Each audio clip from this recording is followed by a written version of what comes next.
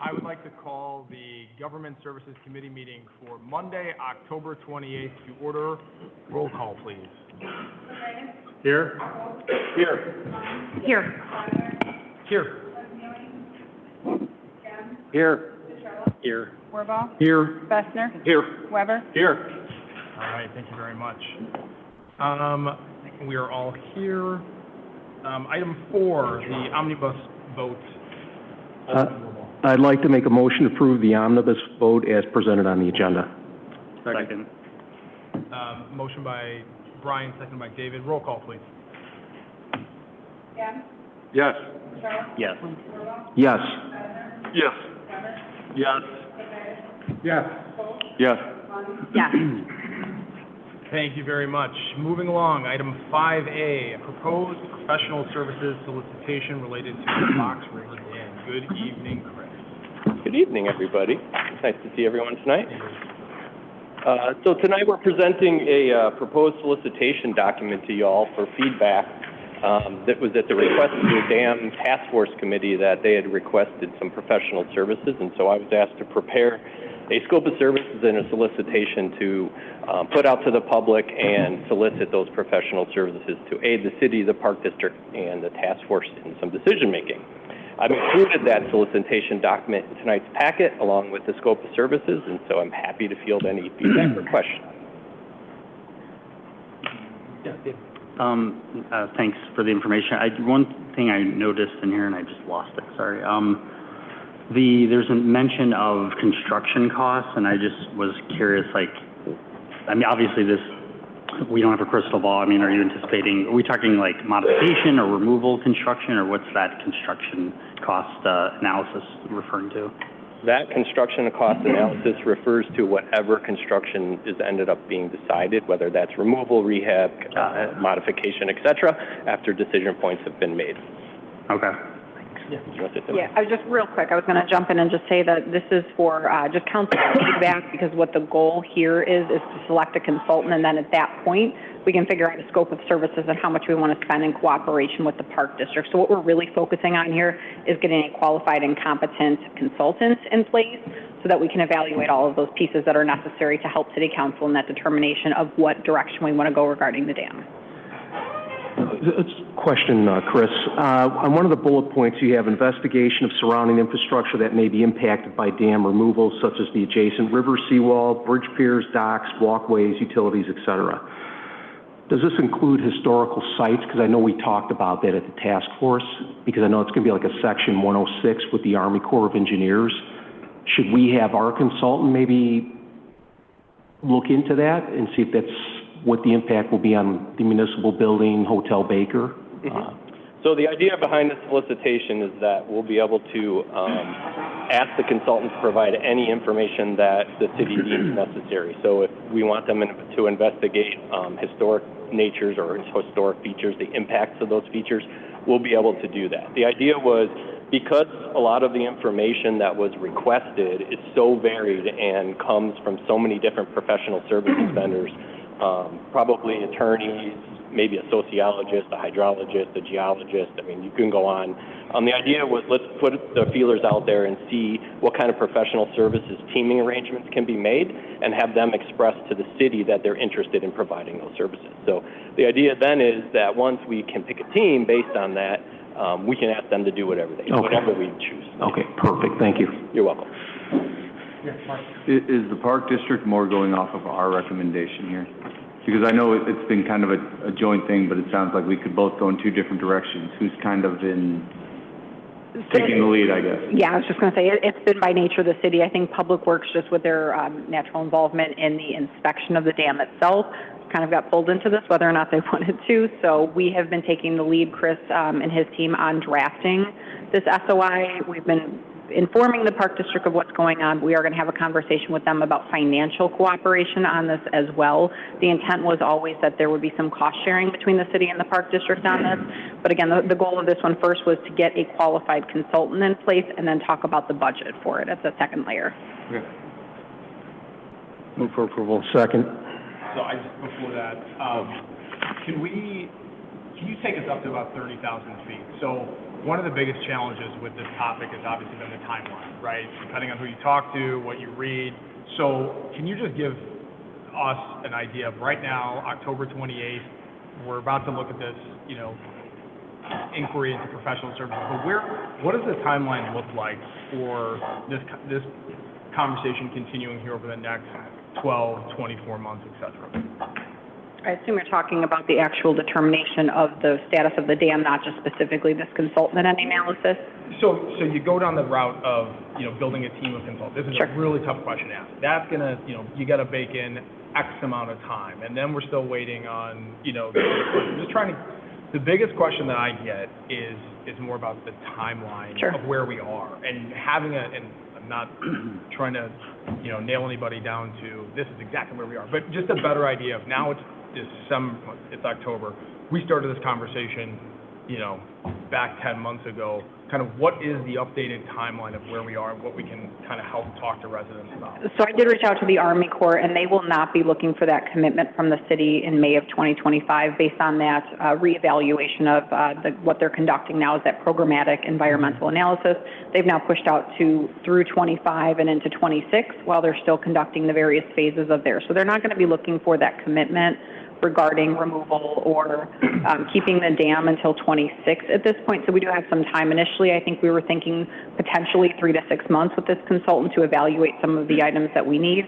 I know with the dam task force, some of the public members referenced that there would really need to be a lengthier study to evaluate some of those hydrology levels that you would need to go into spring, summer, and fall to do.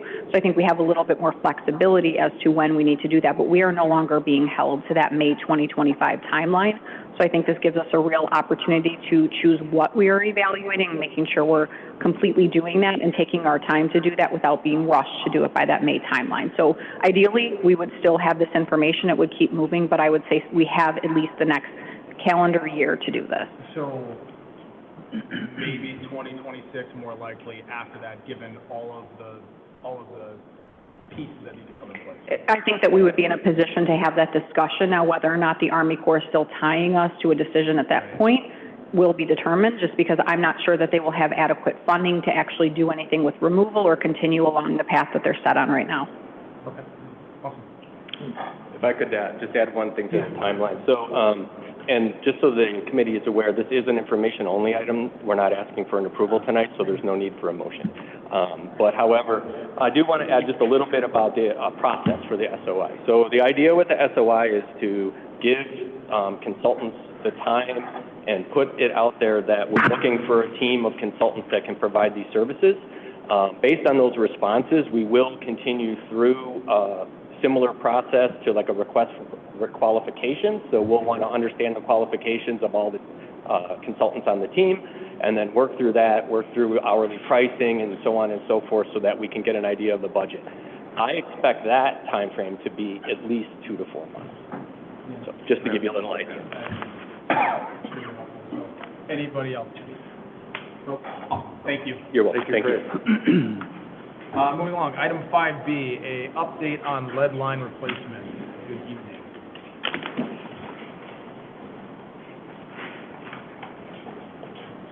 Good evening. How's everyone doing this evening? Good. Okay, just a quick update on the lead service line. I put together a small little agenda so you know, I kind of understand what we're going to talk about today. It's really a couple items. Is really work that was completed by staff and interns over the last summer. Our inventory work we have coming up. U.S. EPA lead and copper rule improvements that were published. Those capital impacts and our lead and galvanized replacement strategy. So, like normal, for anyone new in the audience, I did provide just a quick, our typical drawing showing a lead service line going to a home. Obviously, we know there's a private side and a public side. The city owns from the main to usually the curb stop or the property. The city does have a policy right now of full lead line replacement. One thing you probably don't know is that every year we hire some summer interns, Public Works Department and the Environmental Services team. We typically hire 4 part-time students, college students, usually enrolled in a 4-year university. usually work from May to August for us every year. Typically, they're, in the study of engineering environmental policy. Typically, and this year, they were actually all residents of the city of St. Charles. Our staff and those college interns, the college interns provide a lot of work. They were able to get a lot of things done for us this summer, especially on lead line inventory. They actually reviewed about hundreds, I would say, of old plan sets, both digital and paper. So they actually unfolded the old plan sets and looked through those plan sets. And they identified, okay, this subdivision built with lead lines or copper lines for all those unknowns that we didn't, or we didn't have clear information on. Then they were actually able to reduce our lead line inventory by 1,000, which is really good. That's a value of $21 million, and put that in perspective. And keep that in mind when we start talking about what our future costs are going to be. You're going to see our lead line inventory for replacement went from 5,000 to 4,000. They also conducted physical surveys at all the high-risk facilities. Remember that's the EPA term, high-risk facility, from my last presentation. They went to all city buildings, public buildings in our parks. They went to all the schools, public and privately owned. They went to all the park district properties and parks, and they went to all of what we have currently listed for licensed daycare. We're glad to say none of those facilities currently have lead or galvanized lines, so that's some positive news. Some inventory work that needs to continue. We still have 250 unknown lead service lines, so that's both the private side and the public side. We have 250 residents or service lines that we still need to identify. We have 23% or 35,000 service lines where we have identified at least part of it. It's not really that important until we get really into construction seasons or in actual start diving into, hey, we're going to go replace that road, or we're going to replace that water main, or we're going to go, start identifying or replacing lead service lines. That's where we need to start getting inside those homes or doing different techniques to explore what's on both sides of that service line. So that means we either have, we know either what's in the house or what's at the street, okay?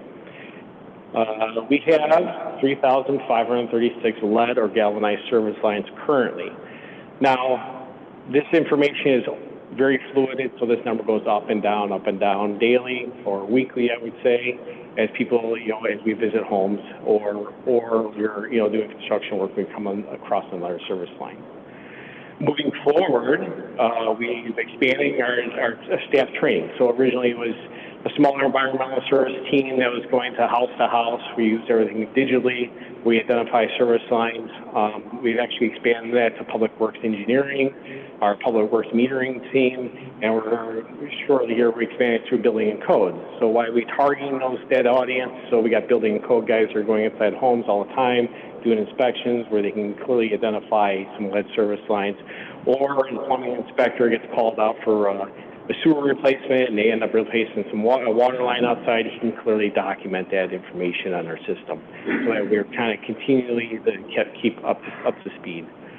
We'll continue to ask for a budget for our interns, because they do provide a quality of work for us to continue to work through some of this information. We'll start to conduct door-to-door surveys. So we're getting to the point where the mail or digital survey, we're really not getting quality responses or even very low responses. So we'll be switching to door-to-door responses or door-to-door requests.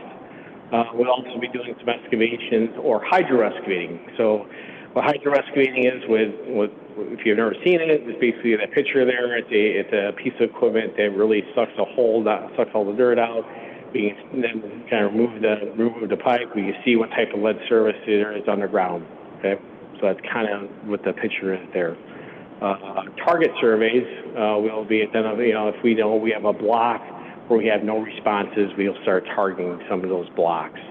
And pre-construction work, we're actually going to start moving away from trying to gather information to trying to identify, and then we'll try to really concentrate that to areas where we know we got MFT roads, we got future water main projects. where we need to start or where we need to start targeting lead service line replacement. We're really going to start narrowing it down to certain parts of the community. So, the lovely US EPA lead and copper rule. Remember, I'm the messenger. I didn't create these rules. I don't have all the answers. So, the rule was just finalized on October 8th. The rule is nearly 800 pages long. So it's going to take some time to review it. The implementation of these rules is anywhere from January, starting this January, all the way to January 2027. Okay. I counted, and they did provide at least a breakdown or a small chart, bullet point chart of all the rule changes. I counted nearly 100 operational changes. So I'm going to talk about tonight some of the major capital items, but there's going to be a lot of long-term operational impacts to our budget. I don't have those answers now. We haven't been able to get through all the rules yet and to kind of digest all the information. Some of the long impacts, I only provide you a couple bullet points. I'm really going to go into detail the ones that are really highlighted in black. Starting in 2027, our fiscal year 26-27, you see we'll have 10 years to complete lead and galvanized line replacement. So remember, that was a 30-year program. They now reduced it to 10 years. It's official. It's also official, full lead line or galvanized replacements required. So that's why we kind of really push this team to kind of head that direction, so you're kind of ahead of the curve, all right? A couple other items in the future we may come back and discuss with you, depending on what we read in the rules, but really, what are the future inventory requirements? You know, how many unknowns are we allowed? What's the definition of unknowns? Do I need to go find both sides of the service line? That's some of the information we need to get through the rule. There's definitely an increased water quality testing that's going to impact our operational budget. It's going to impact how we relate and how we discuss lead line replacement with the public. Lowering lead line water quality from 15 parts per billion to 10 parts per billion may have a future impact on the city and our utility. And definitely strengthening public health protection and increase in public communication is a huge requirement of this new law. So on the capital impacts, again, this gave a breakdown, even though it's really not allowed. On the partial and the private side, what we're using for cost estimates and the full main to meter cost estimate. These are current costs. We are still seeing current lease costs within this range. Obviously, when the full lead line replacement programs start to be implemented, I'm not sure. No one really knows where the costs are really going to be. Okay. Our prior estimates, like I was kind of described before, were based on 5,000 lead service lines, and that was about $3.5 million a year for a total cost of $105 million to complete the entire project. Our updated estimates are based off 4,000 services. Remember, I said those interns were able to identify and reduce our numbers down to about 4,000 lead service lines, lead and galvanized service lines we need to replace. That's why you're going to see a little bit different numbers. And it's a 10-year replacement plan starting in 2027, again, our fiscal year 26-27, and the updated costs are going to be $8.4 million a year. You will see that our total for the entire project was reduced to $84 million. Law changes will increase our annual cost by $4.9 million annually. So, again, it's the same presentation I gave before about the requirements of the EPA, where we need to start. I don't know if you remember all those maps I provided. Those maps are still the same. Nothing's changed. Again, higher-risk facilities. We'll be looking at those facilities in 24-25, 25-26. Note, it's the same list. I'm not going to go through everything here, but I really want you to, draw your eyes to licensed daycares, okay? One thing with the law, we get an updated list every November. So, like I said, currently, all licensed daycares, none of them have a lead line. But when we update our list in November, we're we'll review that list, we'll have to go out, probably have to go door to door and find some of the locations and verify that, there's no lead service lines. So we'll keep a budget there, just in case, if we get a new daycare comes in, that we may need to replace their service line. Failed sample sites. I'm not going to go into great detail about this tonight, but this is going to be something that comes up, and we may come back and talk about in the future. So what that means is, we take lead and copper samples throughout the community. If I pull one from Ryan's house and Ryan has high lead, then now I have to provide him with a new lead service line. That's something that's going to help us to explore and we'll have to talk about in the future, and maybe a little more detail about how samples are pulled. That is one new item. Our strategy isn't going to change. We still have the same approach for Public Works. Our priority is going to be emergency leaks, damaged water service lines. Remember, we have 30 days. So if I come and I make a quick repair, or a utility makes a quick repair, we have 30 days to come back and replace the lead service lines. Infrastructure replacement projects, so anytime we're replacing a water main, if it's a lead service line, we have to replace that line all the way. If we have sewer projects, road projects, MFT, any other projects that may come near or close to a lead service line, we'll be identifying and looking at those locations, and those will be our targets. We will also be creating a list of US EPA and IEPA priority locations. That's really what we're going to be working on next fiscal year. So I don't have that answer right now, where we starting, what neighborhood start, what block we're starting. We don't have that right now. We have money in the design budget to start working on that after May 1st. So that's really when we'll start getting into details on those areas. Action items for Public Works and the city will be, we need to discuss.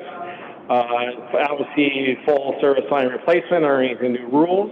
I laid out the next 3 fiscal years. Currently, we have 100,000 that we're using for design and emergency and service lines that we come across. We are going to be budgeting $300,000 for, again, those daycares that come up, additional design work, and again, the additional service work.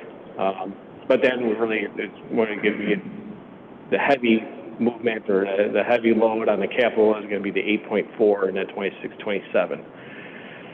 Staff will continue to apply for loan funding options. That's our only tool, all right? That's the only way I can find money or request money at this time. You'll hear a lot of stories about all this money. All this money is available. That's how they're funneling the money, is through the loan. It's a loan program. It's either 0% or very low interest on the loan. So we still need to figure out how we pay back those loans.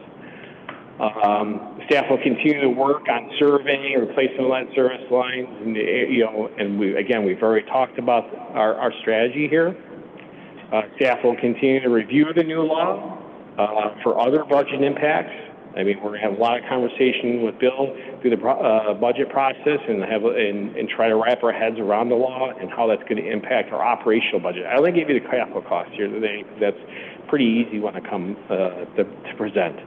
We haven't gotten into the details of the law to really see what the long-term operational and even the next year operational impacts are going to be. So that's something we'll be working on in the next couple of months through the budget process. We will be updating the lead service line replacement comprehensive plan. That's the one that's shown. That's the one that's actually on our website. We'll probably we'll shoot for an update for next summer. The reason why we'll update, well, first of all, we're going to update it to the new costs for the 10-year plan. Plus, this is a tool, this is another tool the EPA will use to help fund us or help, award loans. So that's why we'll be updating this comprehensive plan. Again, there's additional information on our website. It's the information only tonight, so any questions? I hand it over. Going back to the $84 million over 10 years, do you just foresee logistically whether it makes sense, economics, to do, I guess, $8.4 million a year, or are we going to see a pretty consistent average of that throughout the 10 years? Well, it will be required to replace about $8.4 million a year, right, which actually ends up being, hold on a second, I actually wrote that down. 84, 400 services a year. yeah.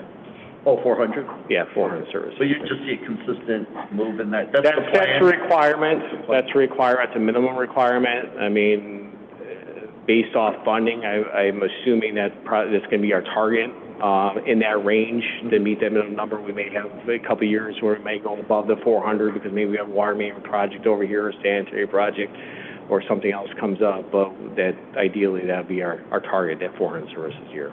Okay, thank you. Ron? Thank you. Is there any, I don't know if we could do this, but could we partner with like Geneva and Batavia to share engineering? I don't know, is there any way that would be beneficial to us? I mean, the engineering is fairly simple. It's more the going house to house.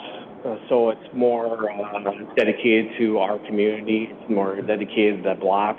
What was a past construction practice for that block? So what type of foundation was it? I mean, a lot of those standards are going to be, pre-written. We have already wrote most of those standards on how to put the water main in. A lot of it's going to be in the footwork, knocking on your door, getting inside your house, looking at your, your basement, with your basement finish, what challenges are we going to have at your house to get a full lead service line all the way in. So the partnering with another community really doesn't make sense because it's more scope for, it's more footwork of, going house to house. Well, after you do house to house and you get the information, what if you, Tri-Cities agreed on a contractor?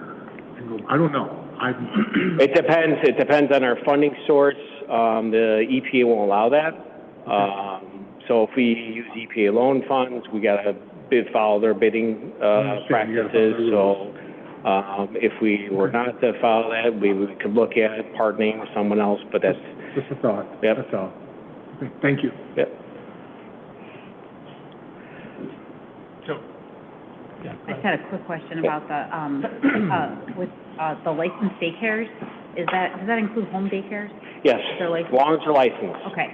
So obviously there's home daycares that are not licensed, so they will not, they're not, I just wasn't not sure if it was included. just facilities. Yeah.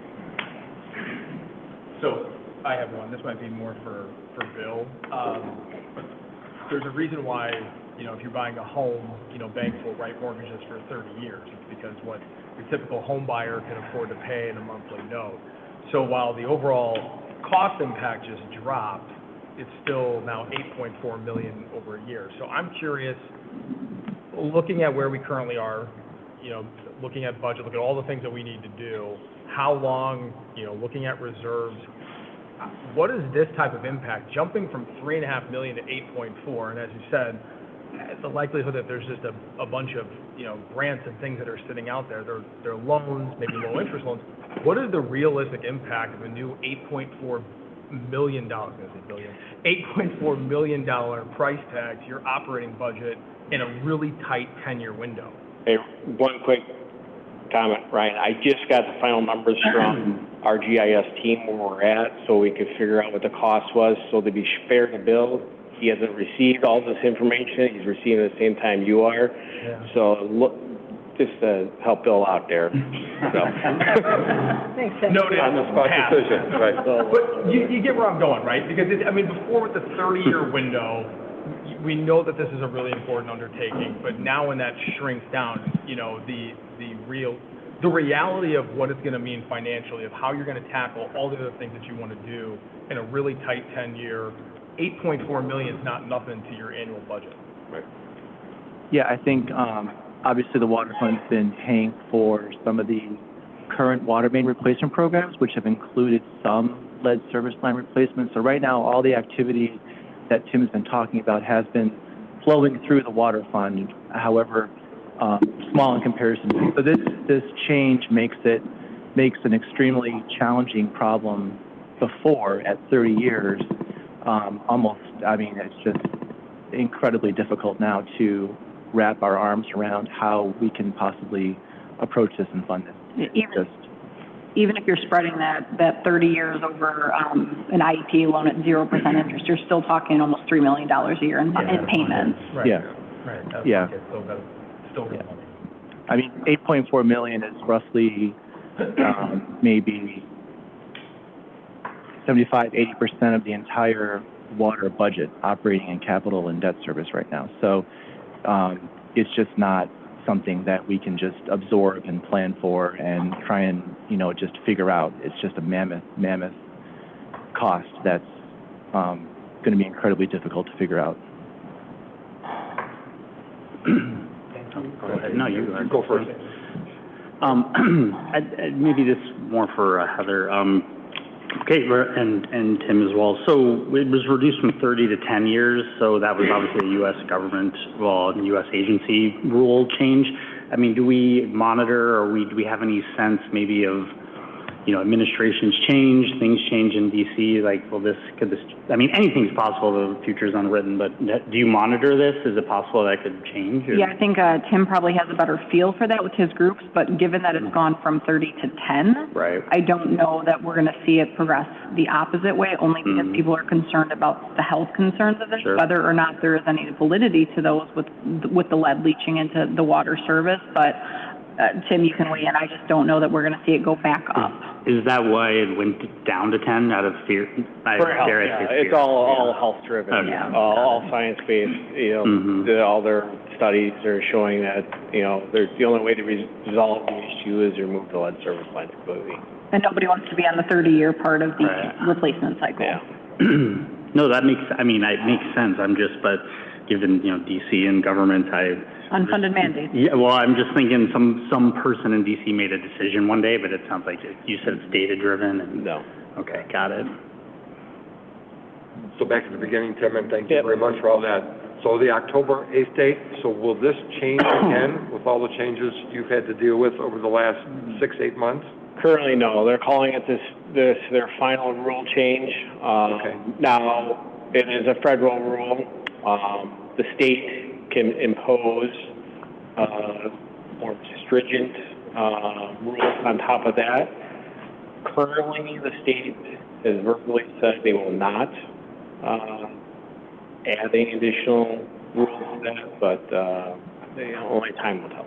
Yeah, it's just, with all the discussion we've had, and up till now, it's kind of been a moving target. Yeah. I mean, first you go from a 30-year time frame down to 10. That's a huge impact on every community that has one service line. That's why. I mean, that's, and not coming forward with saying, well, we'll help you a little bit with some financing to do it. They're just saying, get it done in 10 years and figure out how to pay for it. And like I said, the financing, you'll hear and you'll see in the paper, the billions that they're pushing through, but they're pushing it all through the low interest loan program, so. Yeah. Question, Tim. What, does it say anywhere in the 800 pages that if you didn't do anything, what would happen? Oh, you'll get violations, and then there's pretty stringent pub PR that you'll have to tell the public that you didn't meet your goals, and that mailer has to go to each resident, basically saying you haven't met your lead replacement goals, and then you'll have to provide some type of plan to get back on pace. Because, if you don't have the money, if we don't have the money, you can't make somebody do anything. So no, I fully understand that, and that's being kicked around, but by a lot of other people in larger groups. But thank you. Sure. Thank you. Okay, so there's only a limited number of contractors who do this type of work, right? So in the future, in this 10-year time span, starting in 2027. I don't think there's going to be enough contractors. It's going to be a challenge. Right. And that the industry, we've asked that same question, how's this going to work and where the costs going to be, but only time will tell. What I'm saying is, if we can't find the contractors, we can't do the work. That's now felt by that reasoning, I don't know. Yeah. Okay, thank you. It is fair, that's a good segue back.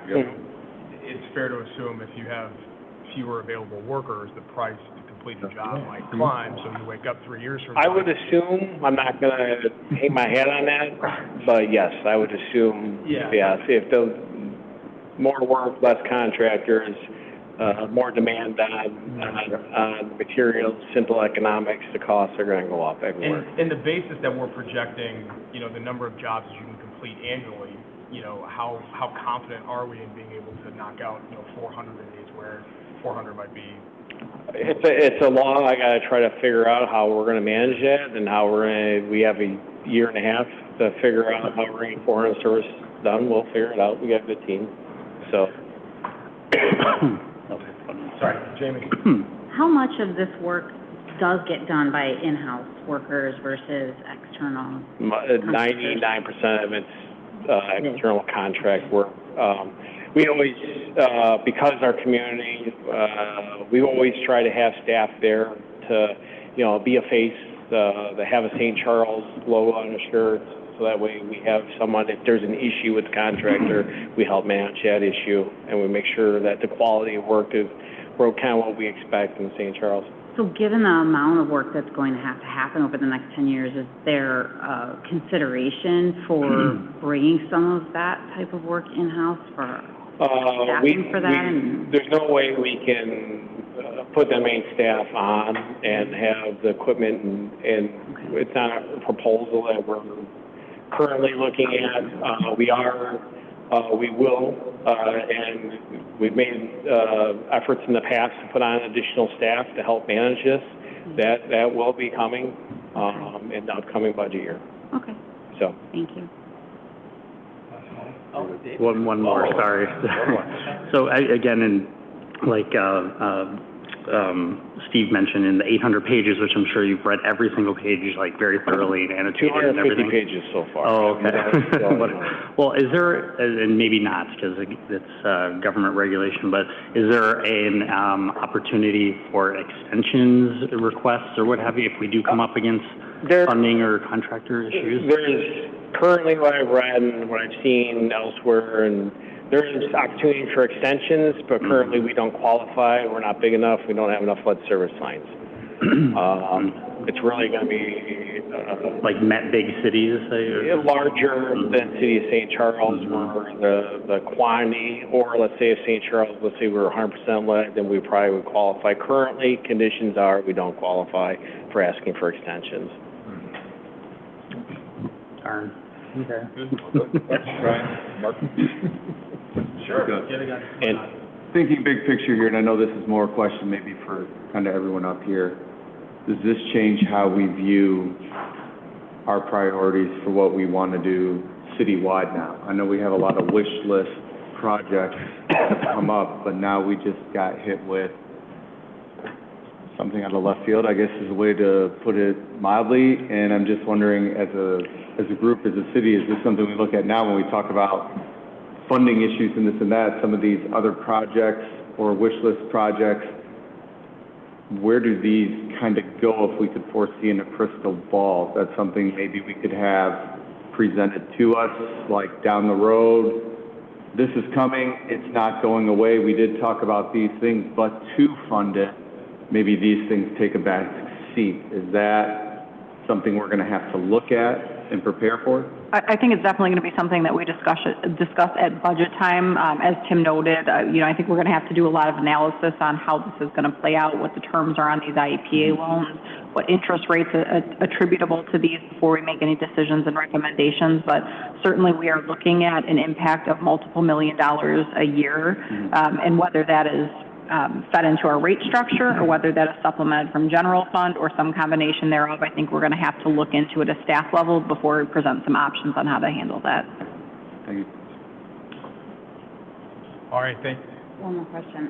What kind of communication do you think is, and this is more, I think, for Heather, what kind of communication do you think is reasonable and expected to the community to help them understand the financial impact of this as we do roll into things like budget seasons, where we talk about things like tax levy and budgets and overall spending of the city? Because to Alderperson Weber's point, when you try to go to the government to tell them you can't pay for something, they don't look at whether you want to pay for it. They say, well, you're paying for other things, you just don't pay for those things, you pay for this first. So I guess I'm wondering, how do we talk to the community to help them understand we might not do a project here or a project there, or we might have a need to raise a tax levy higher than we have in the past, or ask for different things from them based on this requirement. And I think that's something that we've been working on as part of the strategic plan, is more proactive communication and making sure we are communicating those pieces to the residents once we have a better understanding of the dollars associated and what that means in terms of impact on our budget, and we get that directive from council on how we want to handle that. I think then the messaging piece comes on the tail end of that, but I think it's absolutely crucial that we are explaining to people what this means to the city and how this impacts our budget. Thank you. All right, thank you. We can move on to item 5C, recommendation to approve a resolution awarding the capacity management, operations, and maintenance plan Phase 2 sewer system evaluation survey to Walt Hamilton. Okay, this program is, I can throw out there another EPA mandate that we've been following for several years. It's CMOM. It's really a comprehensive plan of how we manage our sewer system. This is the Phase 2 portion, so usually we have a Phase 1, it's flow monitoring. Phase 2 is physical inspections and smoke testing, and Phase 3 is actual construction. And really the overall goal is to reduce our I&I, the clear water getting the sanitary system that needs to be then treated at the wastewater plant. We went out to bid for the smoke testing and manhole inspection portion of it. Walt Hamilton was low bid by just $100 there. We reviewed their information and called the resources, and they seem like a good firm to move forward with. So our recommendation is to award the contract. I'll make a motion to approve the contract for Hamilton. Second. Moved by Brian, seconded by David. Roll call, please. Ken? Yes. Petrella? Yes. Wirball? Yes. Spencer? Yes. Weber? Yes. Kulturitis? Yeah. Volk? Yes. Munn? Yes. Thank you, that passes. Moving on to item 5D, a recommendation to approve an intergovernmental agreement and funding for IDOT signal modifications. Good evening. Good evening. The Illinois Department of Transportation is looking at doing a signal interconnect project starting next fiscal year that will improve the interconnections between Couts Road and St. Charles to York Road and Elmhurst. So there are two city signals that are impacted by that project. It is Main Street and Couts, and Main Street and Pheasant Run. As the project moves forward, IDOT is requiring that we pay for 10% of the improvements at Main and Couts, with the state and the federal government covering the other 90%, and then 100% of the improvements at Pheasant Run. This is because of an agreement that the city made in 2000 when we put the signal in, saying that we would be responsible for any upgrades, the full cost of any upgrades to that signal. And so we have an existing IGA with IDOT for maintenance of the traffic signals, but it does not cover modifications. And so this is a modification. It needs its own IGA. And so what we're looking at tonight is approving an IGA with IDOT, saying that we are approving their plans. We will move forward and work with them on these two intersections, and we will agree to pay for the improvements at the intersections. They had not previously given us any budget numbers for this, so it was not included in a budget before this time, but it will be budgeted as part of next fiscal year. IDOT will be bidding the project in March, awarding it to the low bidder, and starting construction sometime probably around May at the beginning of next fiscal year. And so we won't see any invoicing until next fiscal year on this project. So I'm recommending that we approve an IGA with IDOT for this project and a funding resolution. So the 118,000, and thank you, Chris, is just an estimate today, looking for work being done next May? That is correct. This is their engineer's estimate for the project. Part of the funding resolution states that if the bids for the project come in higher, we will need to pay the extra expense, at which point I, of course, would be bringing it back here to get the final total. And then what are the modifications that are being planned for those two signals that we have to partake in? It wouldn't, for the most part, it's nothing that you would see. There are some minor ADA improvements, just sidewalk ramp replacements and restriping, so you'll see that. Otherwise, it's fiber interconnections and technology improvements between how the traffic signals talk to each other. The idea is that if the signals are communicating better, you can have better free flow of traffic, fewer delays, fewer accidents as cars stop for a signal. So by connecting all the signals along Route 64, they can move traffic through it more fluidly. It'd be nice if they could keep coming west and go all the way to Randall Road to help all of our other signals. Chief Keegan? No, thank you, Chris. That's all I have. I have two questions. One, is this agreement that was from 2000 for the Pheasant Run signal, is that in perpetuity that we're paying 100% of any modifications, or is that just for this particular upgrade? It's in perpetuity, sorry.